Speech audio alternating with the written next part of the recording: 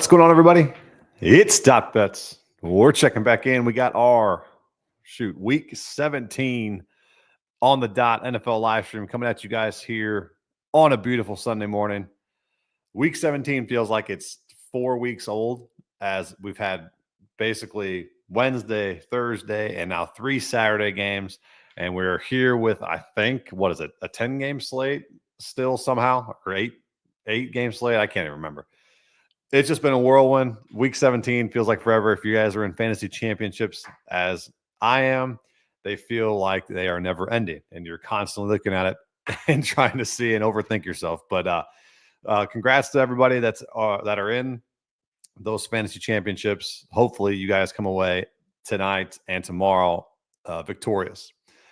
All right, appreciate you guys tuning in. As always, this show brought to you by Occupy Fantasy. Make sure you guys go check out occupyfantasy.com, the best DFS optimizer, lineup builder, information, all that you need for all sports DFS. Shout out to those to Brian and all the guys over there, grinding every single day to throw out the best product in the DFS landscape. And if this is your first time tuning in, I appreciate that. We are live every Sunday morning for the last 17 weeks, and we will continue on into the Super Bowl. So hopefully you turn those notifications on, hit that subscribe button, and you guys are here every Sunday morning. We do have our PGA stream will be live, not this week. It'll be the following week for the Sony Open. So that is something to look forward to as well. I will let you guys know dates, times, when we will get going, but we are in the process of getting the PGA stream going for you guys as well. All right. We got some comments here. Appreciate you guys for tuning in. Justin, what's up, buddy? Huge W's. Yes, we have a lot to discuss. And this, according to Blake right here, it is a terrible slate of game. It's not even, I wouldn't say terrible. It's just when you have Wednesdays, then you have Thursday, and you have Saturday, you have 5 or 6 games that have already gone. You know, it kind of takes all the juice out of everybody looking forward to Sunday. And unfortunately, the noon games are trash for the most part, but we still have that Vikings-Packers game overall to look forward to. But then, like you said here, we got the Commanders-Falcons game tonight as well. So, but yeah, so as a Vikings fan, you know, you might not like my first pick, but I do like this matchup a lot. And then it looks like he tailed Panda Cats parlay. So shout out to Panda with Pittman, Jameson, Bucky. I think the first one was Higgins on that, right? Yeah, from Higgins. Yep. So yeah, that I like this one a lot whenever you threw it in there, and it even jumped it up even more once Flacco was the quarterback for Pittman, for sure. So like that one a lot today from Panda. All right, if you have any other questions, make sure you guys throw them in the chat. If you guys are here, just say what's up. I'd love to hear from you guys throughout the show. We'll be here for another 25 minutes or so, just going over all of my plays for this week, basically dissecting as much information as possible in 30 minutes. So let's get into our first play. And this one kind of goes to it goes to the best game of the week. In my opinion, the wrong team is favored here. I understand why they're favored. Books are trying to get as much, basically 50-50 as they can. But we're gonna go with the Packers here. So sorry, Blake, but we're gonna go with the Packers plus 1.5. I've seen it down to +1 in some books. But if you guys remember this game back in Lambeau, the Packers could not have started out the game any worse. I think they went like field goal, interception, missed field goal, interception, or something like that. And then Minnesota just boat raced them. And then in the second half, they outscored them like 29-3, and they made it a game on the backside. But since then, they've absolutely become a different team. They, especially their defense, their kicking situations become a lot better.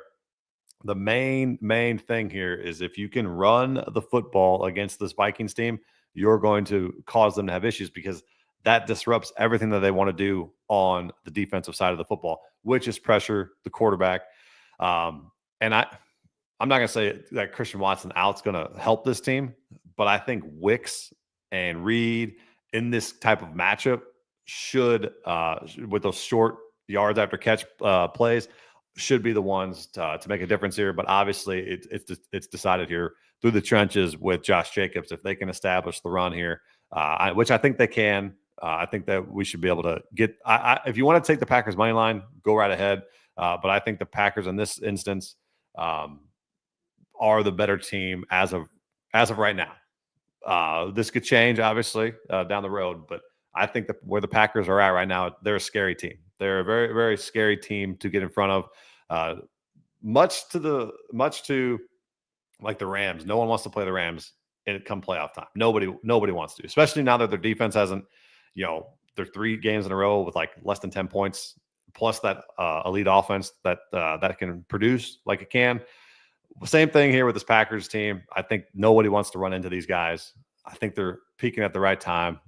Let's go with the Packers here, plus 1.5. Justin says, "Go Pack, go." Yep, I agree with that. Sorry, Blake, if you turned off the stream already because of that play. All right, so we're not going to do a total. What we've been doing. Oh, I forgot to even recap last week's. As we went 5-2 for plus 3.85 units, I called the sweep, almost had the sweep. We nailed the teaser again. We got unfortunate on a couple of the props. And then obviously George Kittle doesn't want to get in the end zone. He gets like 10 catches for 100 and something yards, and of course doesn't get in the end zone. So basically anybody that we've had for a touchdown goes off, but does not get into the end zone. So right matchups, just not falling into the end zone like last night with Puka, 10 catches, 130 yards, and couldn't get in there. So, I mean, I don't know what else to do. You can take Kyron for like minus 300 if you want to do that. But obviously, I think I'm picking the right matchups. Just have not got in the end zone. We haven't got it in like 4 straight weeks, but I'm going to go with the most obvious one this week, and hopefully it hits. What do you got, Blake? It's okay. Just like our chances at home with the 12th man. Yeah, we'll see. We'll see. It will be a great, great game to watch. That's for sure. All right. I threw this one in the Discord already. I told everybody in the Discord I would discuss this more on the stream. But we're going to go with this Raiders New Orleans game. We're going to go with a passing attack here for the Las Vegas Raiders. Same game parlay. We got Jacoby Myers and we got Brock Bowers. 50 plus receiving yards. We got Brock Bowers 6 plus receptions, plus 117. Hammered this over on FanDuel. Reasons for this. If you've watched any of these Saints games recently, it's hard to watch. More of their offense than their defense, but their defense is still decimated with injuries galore. Obviously, they've shipped out Lattimore, so their secondary is taking a hit. And then also week 17, week 18, you're going to see all these milestones. So you're going to see a bunch of people tweeting out these milestones. One of the ones that Brock Bowers is chasing is Puka's receptions rookie record, which I think he's like 5 or 6 away from. I think he's 5 away from. So it's not even because of that. It's kind of an added factor in this in the decision-making process. But if you look at this matchup against this tight end, the tight ends against the New Orleans Saints, they've absolutely dominated because they just cannot control, especially man coverage. Brock Bowers is going to eat it up, yards after catch, everything like that. And then Jacoby Myers, we were on him a couple weeks ago. I think we were on him for a parlay as well to score. Did not get in. He had a dud last week. I'm going back to it. Main factor here is AOC being under center. With AOC under center, both of these guys have elite production. I think you've seen 10 or 11 straight targets for Bowers, or 10 or 11 receptions for Brock Bowers here with AOC under center. So if you want to take his ladder all the way up to 10 receptions, go right ahead. But Jacoby Myers here, if you want to flip it, maybe go 60 receiving yards to Brock Bowers 5. You can go that route. I think it's a little bit more juice there, but I think this is the right call here with Bowers 50 or Bowers 6 receptions and Myers 50 receiving yards.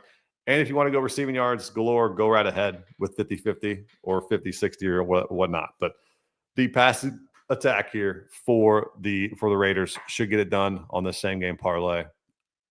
In the dome, pretty you ain't got to worry about any factors here, like in some of these games today. But so give me all the Raiders that we got.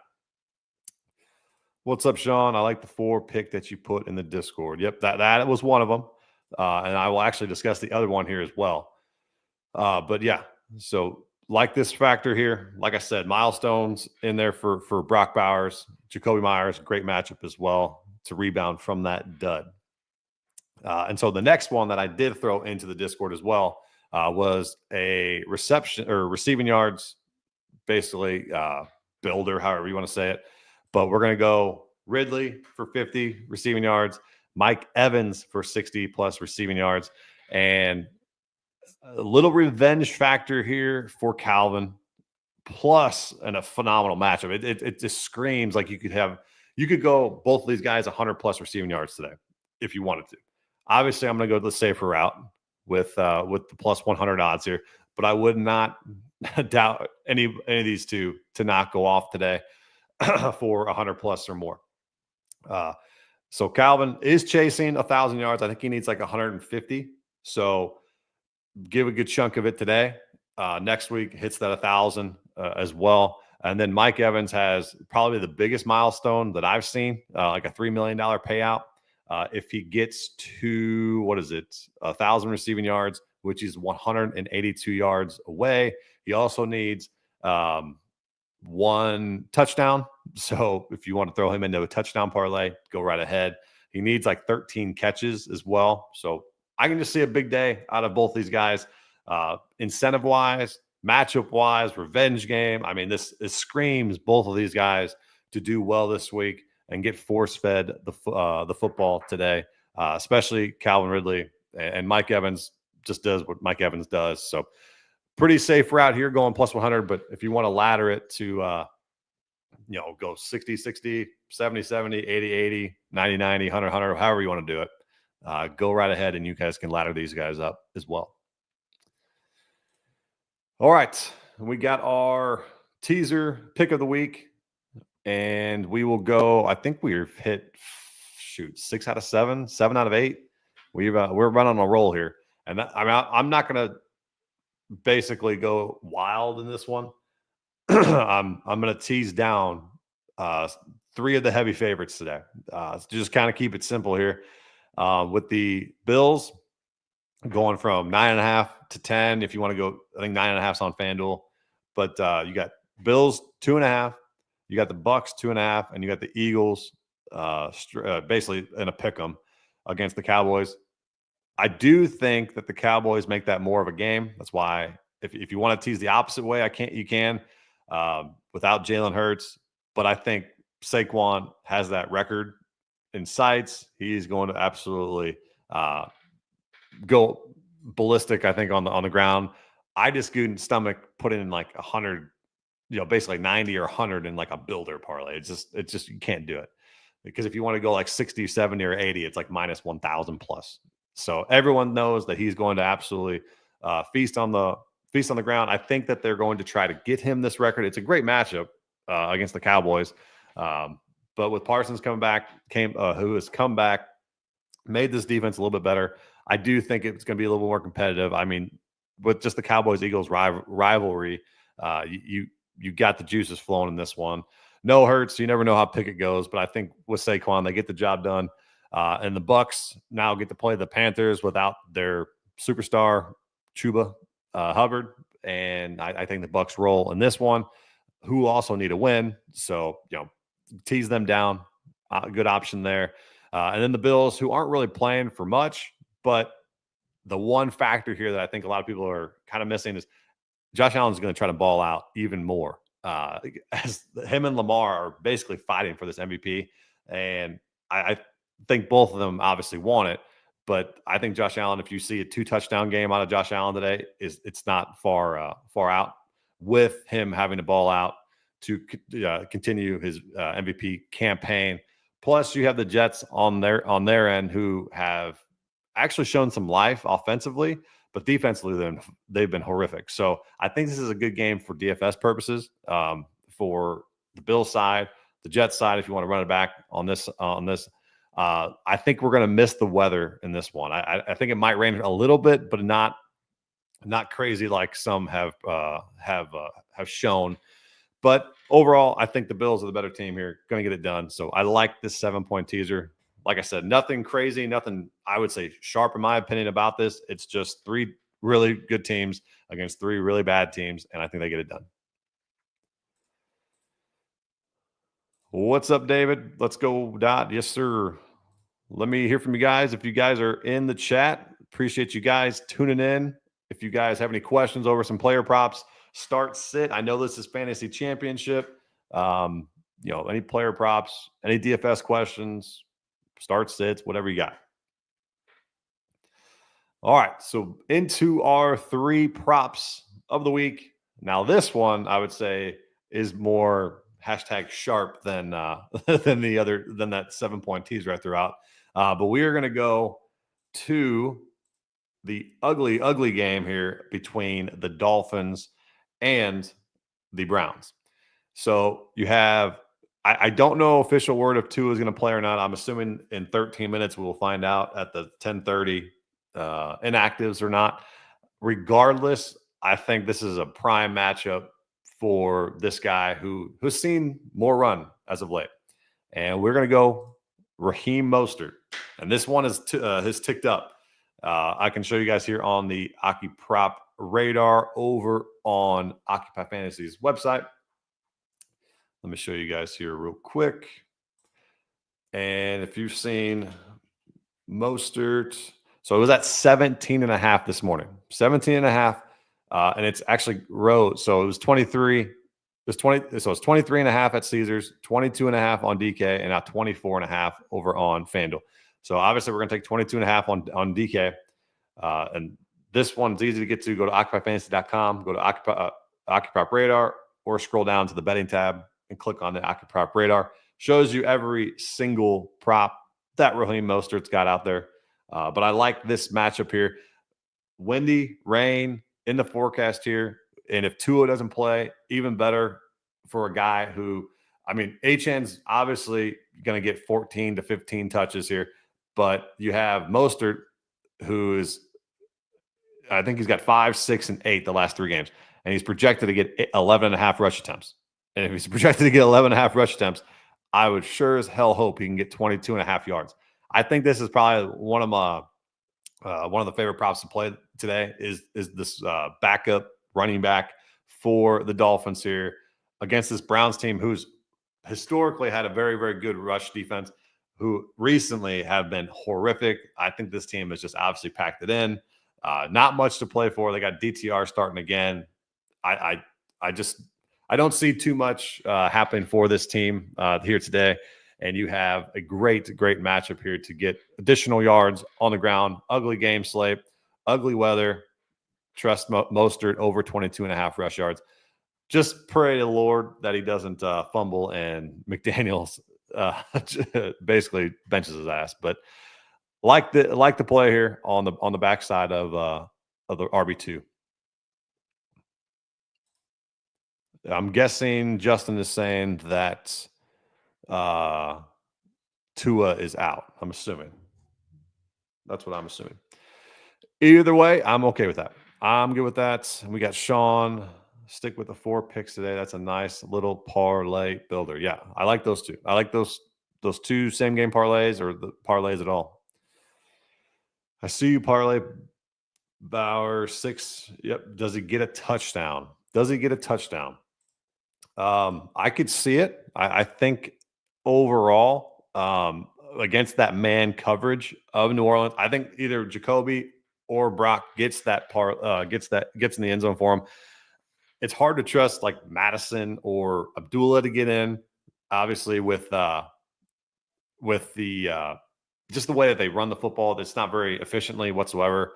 AOC's back. I can see both of them getting in. I'd probably lean Bowers to Jacoby. Hey, never late. Better late than never, right? So Dom, what's up, buddy? What's the same game parlay? I will show you. I'll recap here at the end of the show. Appreciate you tuning in. Appreciate it.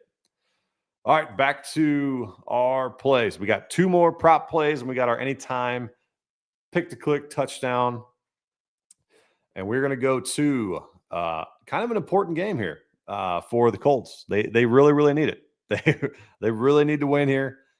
And I love the fact that Joe Flacco is the quarterback for fantasy purposes, for receiving purposes. Love Richardson, what he's been doing on the ground. We've cashed him a lot with his rush yards, anytime touchdowns, everything like that. But now playbook's open. We have a ton more to go with. And the one beneficiary here of Flacco playing has always been my man Josh Downs. So Josh Downs, this is heavy on DK or FanDuel. So I'd bet it over on BetMGM minus 135, which I'll show you here, guys, on the OccuProp radar. But if you want to go a different route, just go receiving yards. So because I think yards after catch here for Downs will be more than enough here. Let me go to Downs. Go Josh Downs, because I think it's like minus 180 or so, which is pretty wild on no. So it just flipped on FanDuel then. So FanDuel, if you still want to take, I'm still okay with 6.5 because I could see Downs getting 7 to 8 to 9 target or 9 basically receptions here. His targets with Flacco he's averaged basically 9.7 with Flacco. So basically a full, I think 2 or 3 above what he's gotten with Richardson. But in his 6 games, he's got 9, 12, 9, 9, 9, and 10. That is just straight targets with Joe Flacco. His reception totals within that same time frame is 8, 9, 7, a dud against Houston with 4, 6, and 7. So basically cleared this in 5 of the 6 games with Joe Flacco. I told you guys, biggest beneficiary here is Josh Downs. And if you want to go, it's his receiving yards, it's 60.5 receiving yards. He's also hit that in 5 of the 6 games. The one game against Minnesota, he had 60. So great option here. If you're playing DFS, I think it's a good option to put Josh Downs in there.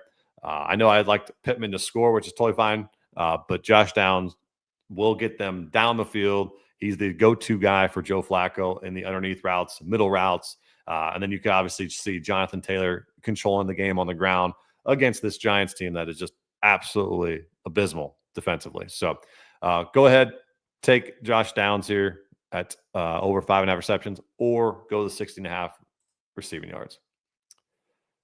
What's going on, Steph? Me too. I almost missed you. Oh, better late than never. Better late than never. I try to throw it in the Discord when we're going.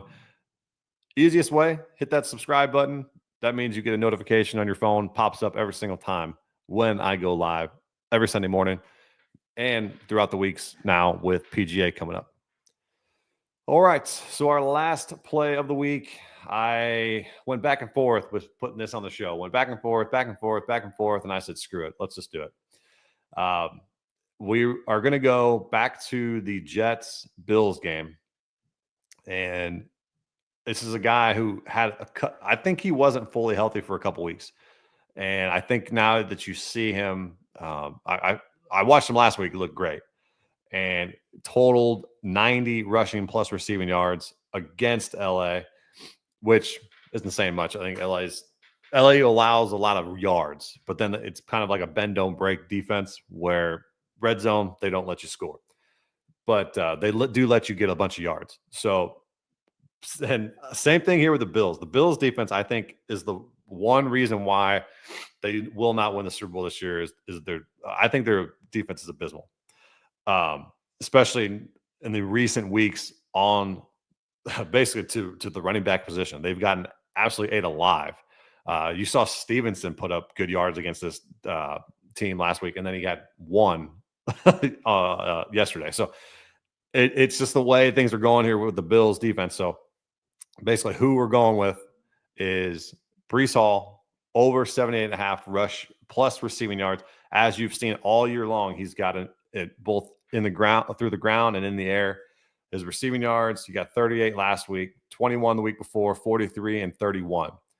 And he's also running the football just as good, 70, 78, 60, 30, and 52. And like I said, I think he's a little bit more healthy. And the way that they're going to get down the field, I know Rodgers wants to show out and do what he needs to do, but the way that they're going to get down the field is Breece Hall. And I think Braylon Allen's active, but I don't think he's practiced much all week. But I like Breece in this matchup against this Buffalo defense that allows the most receptions to the running back position and top 10 in rush yards allowed. So it just screams a great Breece Hall game. Granted, maybe there is bad weather in this game. It's a little bit more windy. I just think Breece Hall gets after it today. So 78.5. Let me see what that is around the other sports books. I'm pretty sure it was pretty consistent, but let me see. Total. Yes. So it's actually 82.5 over on FanDuel. So 82.5 over on FanDuel. Don't take it that high. But if you got BetMGM or Caesars, you go 78.5 to 79. If you want to go a different route, and maybe if you don't want to take that over 2.5, take the rushing totals. I would take it over. I would take it up to 53.5, probably 55.5 of rush yards. So if you want to go a different angle there, you could go that route with Breece Hall. All right. Are we doing any time touchdowns? Oh, of course. I'm still pissed off at Puka for last night, though, Blake. I'm still pissed that I was watching and I'm like, pick your feet up on that little bubble screen.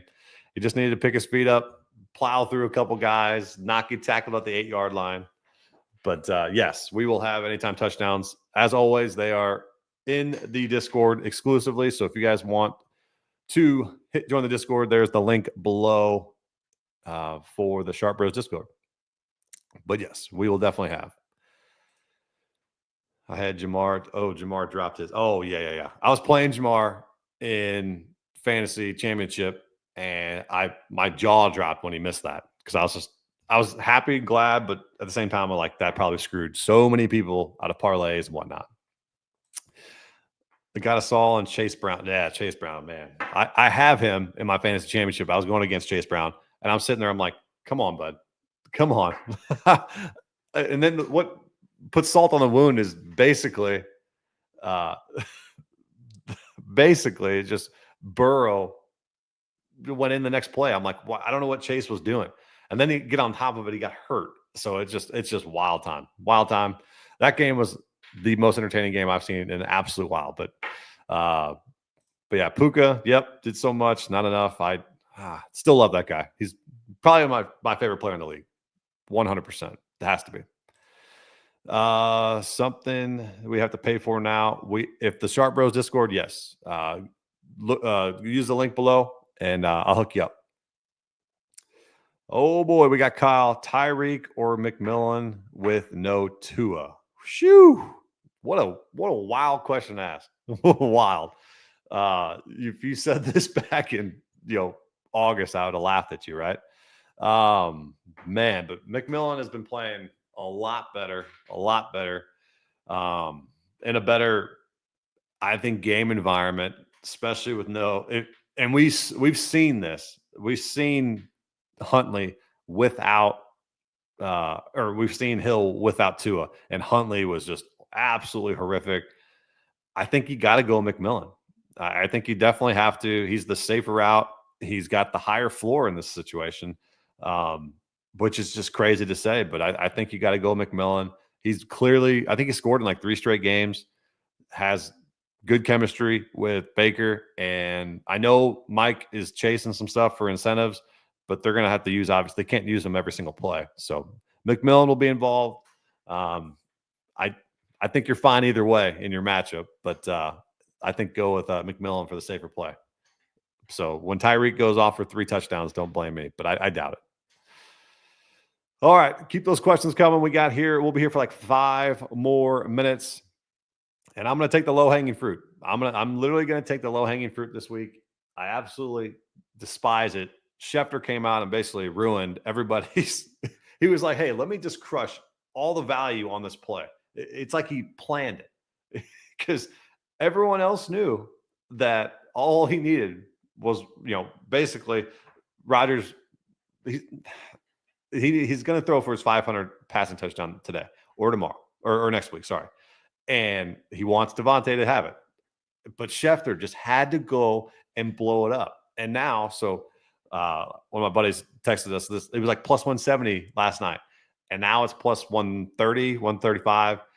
I'm still going to ride with it. I was going to do it. I don't want to go against it because if I didn't put it in the put it out there, I'd be mad that I didn't take it. So I'm going to take the low hanging fruit here. If you want to fade it, I'm totally fine because Garrett Wilson might have 4 touchdown passes today if this is the case. But we're going to go low hanging fruit. Devontae Adams. Devontae Adams plus 135 over on FanDuel. It's kind of annoying to put it out there like this, but we're going to do it anyway. And so kudos to Schefter for killing everybody's anytime touchdown value that there might be out there. But Devontae Adams plus 135.